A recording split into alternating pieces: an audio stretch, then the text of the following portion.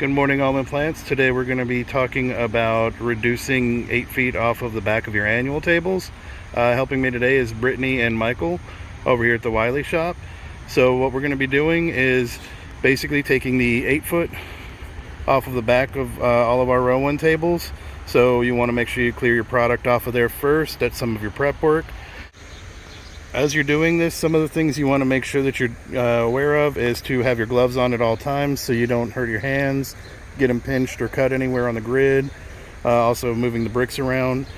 You also want to make sure that you have racks and or flat carts to be able to load the brick, or pallets to be able to stack it so that they can get it back on the shelves. Make sure you're stretched, warmed up, and ready to go.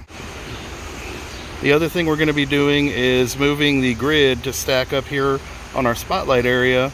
And as you can see, they kind of cleared some of the product off already.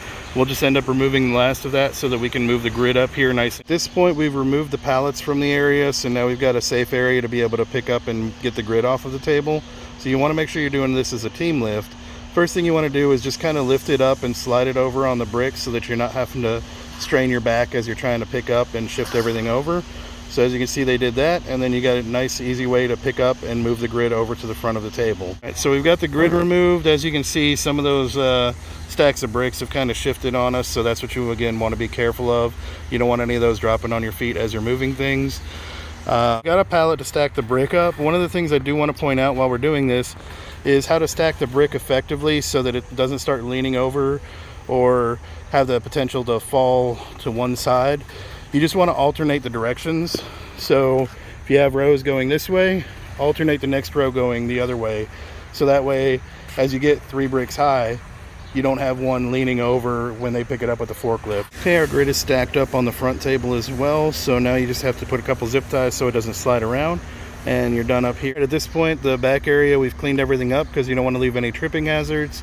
All we have to do is get our Miracle-Gro product back on the back here. So there's a couple of other things that I do want to point out that you may run into while you're reducing these tables. Y-frames may be on the back end. So those, once you get the bricks out of there, they're nice and easy to remove. They line up with the back table, and they just go, they're slotted in between the bricks there. So it's one where they just slide out nice and easily. Just want to make sure you remove the product out of there.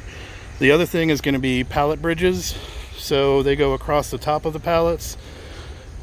Before you move those, make sure you remove the product from the top of it, and then you can slide them back so that they line up against the bricks on the back of the table. Don't try to move it full of product. It gets really heavy and very awkward to move around. So for safety's sake, just make sure you remove that product. All our products back, and we're taken care of here. So just want to thank my team out here. Thank you, Michael and Brittany, and we'll see you next time.